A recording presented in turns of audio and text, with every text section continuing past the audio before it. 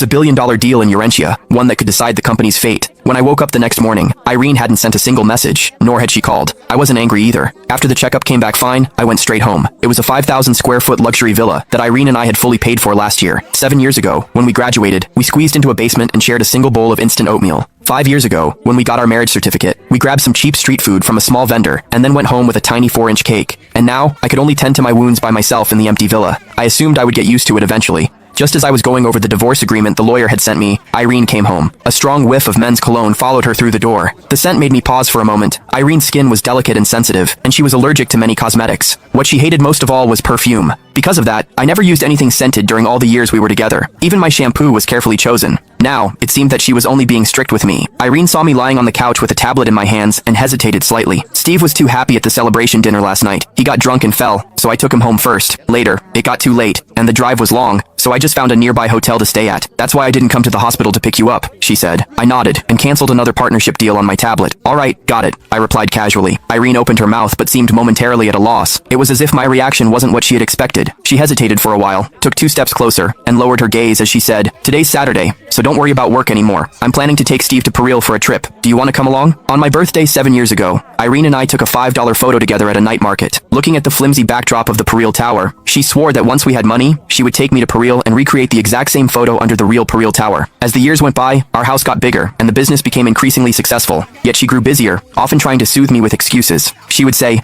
"Jay, this is a critical period for the company's growth. As the leader of the company, how can I just take leave and go abroad whenever I want? You've always been the sensible one. You can understand me, can't you?" I understood. So I stopped bringing up Pareel and threw myself wholeheartedly into the company's work, contributing to her career. But it turned out that if it was Steven, she suddenly had time. I opened the next client's email and said in the same tone, "A group of 3 feels too crowded. I'm not interested." After hearing my words, Irene somehow seemed to let out a sigh of relief before continuing, "Fine, I'll just grab something and head out. Have lunch on your own, and we'll eat dinner together tonight." This partnership is crucial for the company's expansion into overseas markets. I've invited the media for a press conference next Monday. Haven't you always wanted to stand by my side openly? Next Monday is your chance, so get ready. Chapter 3. After Irene finished speaking, she paused and looked at me seriously. "Don't worry, this time I'll introduce you properly, and I won't let Steve interfere." I looked up at her with a calm glance. I knew very well that this was her way of making up for what happened the night before, but that was fine. The cancellation of the deal in Urentia would take a few days to process anyway. Announcing it on the day of the press conference would work perfectly. In the evening, I went to the restaurant early, just as I always did. After 7 years together, it had become almost a habit. While I was waiting, I received a call from overseas.